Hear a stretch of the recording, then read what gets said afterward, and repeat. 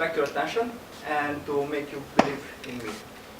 For this, I need a little quiet, a little silence, because I'm going to read your mind. I'm going to talk with the spirits to help me read your mind. I cannot do it with everybody, but I can do it with a few of you.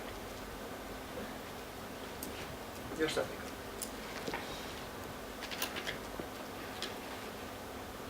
For example, you. I see something that you're working with computers, but you're not an IT engineer. You don't code, but you write articles. You're a journalist, right? It's easy to understand. Okay. I see you. I see that you like animals, especially dogs. Not animals. But I see that you really like them and you show them to everybody, but not directly.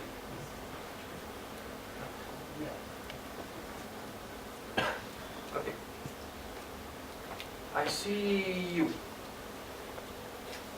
You're young. Yeah. You're energetic. And you really love beer. Oh, you got me here. And Erika? You have a sister. What? She is in high school. Like Romania high school. And you have a very good relationship with her. But you tend to argue because you love her. You want to show her support.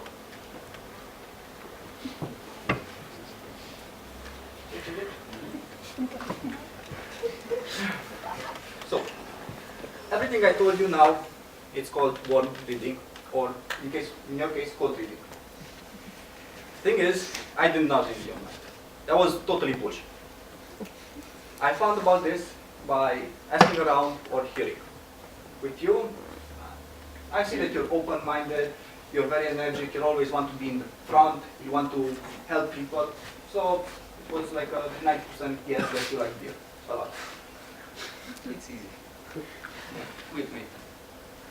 Yeah. So, mentalist. What is a mentalist? A mentalist is a person that excels in social gatherings. Now, there are two types of mentalists. There are offstage mentalists and onstage mentalists. Onstage mentalists are those that you see them on stages, you see them in the movies, you see them on YouTube, like, I'm here, I can read your mind, I'm with spirits, all that bullshit. Okay.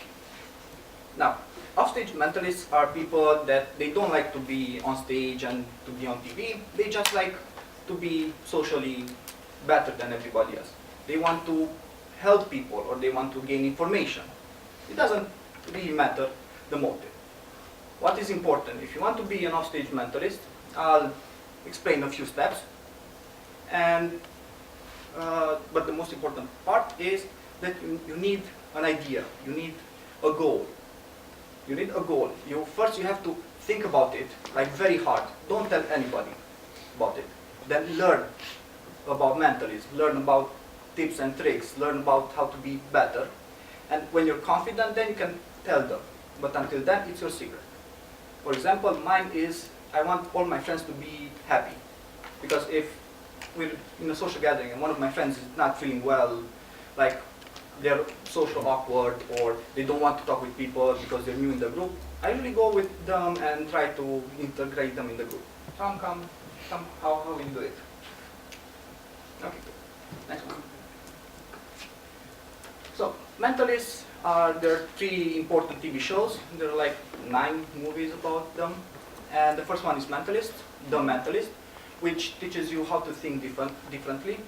Because if everybody does one thing the same way, it doesn't mean it's the best way. It can be a good way or a bad way. It doesn't mean it's the best way. So if you will watch the movie, the TV series, you'll see that the mentalist, he always tries to bypass some common rules and to find the culprit or to find the common sense in a different way than the police thinks. Then we have Lie to Me. Lie to Me teaches you about body language and micro expressions, which again, they're very important being a mentalist. Now, don't have to be an expert in these fields to be one. And the lastly, Sage, which is more of a comedy, but if you will watch it, you will see that he uses not only studying the body language, he uses attention. He always finds that small clue by paying attention to each small detail. Because when you look into the room, you see everything. And your mind tells you, okay, I saw everything. But if you turn around your back, you will not remember much of it. So, step one. Thing is that you need quick, educated guesses. People in nowadays, they don't, they turn off this feeling of theirs. They stop taking educated guesses. They want, if they tell you something, they want acknowledgement. Which, it's, okay, it's a good way to live, but sometimes making educated guesses, it's better because you can impress people, or you can see if they're hiding something. They are either hiding a secret, or they are hiding that they're sad or something bad happened. Then body language. I told you, basic body language, you will need to know it, not like to study his smallest muscle on his face. If there are two people talking, and they're all facing each other, that means that it's a private conversation, and they don't really accept something new. If one of their foot is to the outside of the conversation, that means that you can join. The same is when you're talking with somebody. If they're facing the door and not you, that means that they're bored. And trust me, they are bored. Now, vague questions. Again, to find information, you have to put vague questions and to let others fill in the gaps. Because people, they want to be listened to. They don't want to listen to you. They want you to acknowledge their needs and everything. So if you put, at first don't put very vague questions, but with time you will get experience and you can put vaguer and vaguer questions. If you're talking to a crowd, you can just start with vague questions and you see who will react. Maybe they will lean forward, which means that they're interested. They lean back, change the person. Next one. Okay, step 2, attention. You need to be attentive to details. You need to listen. Always listen to that person. That person is in the center of attention. If you want to get something from them, if you want them to listen to you, then listen to them. Convince them that you want to help them. Convince them that you're a friend. And then they will listen to your advices. Baselines. Now, very important with body language is that you need to create a baseline. You talk with somebody, okay, but you don't know how he reacts when he lies. So you have to create a baseline when he normally talks. Like, you see how he reacts. Then you could ask him about more intimate questions. And you see, if he starts to put more details in the answer, that means that he's lying, or he's partially lying, or he's hiding something.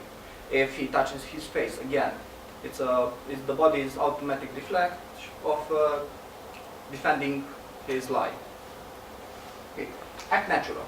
Act natural and confident. If you want to talk with somebody, you want to impress them, you want to make them want to trust you, act natural. If you're afraid, they will see that you're afraid and they will not listen. If you act natural, they're open up. They will open up to you. Again, when you're confident, nobody cares if what you say is true or not. Because they will see that they will believe in what you say. Okay?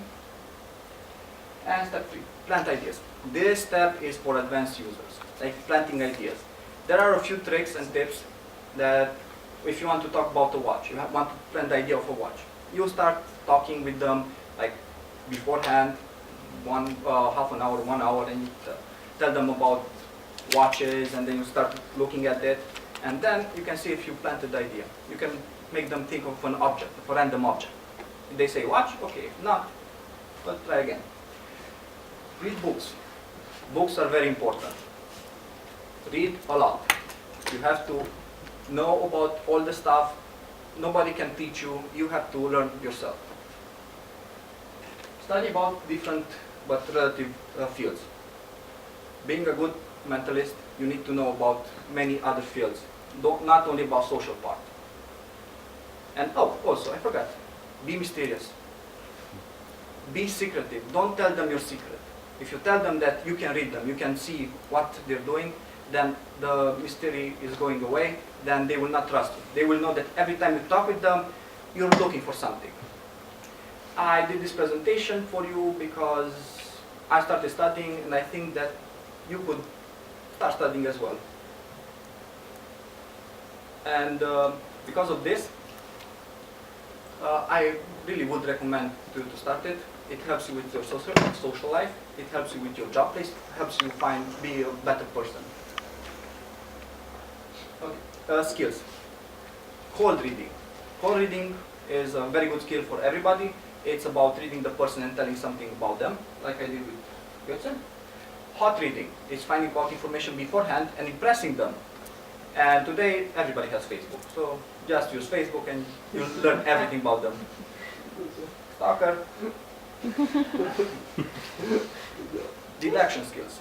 Sometimes reading something is not the same as knowing something.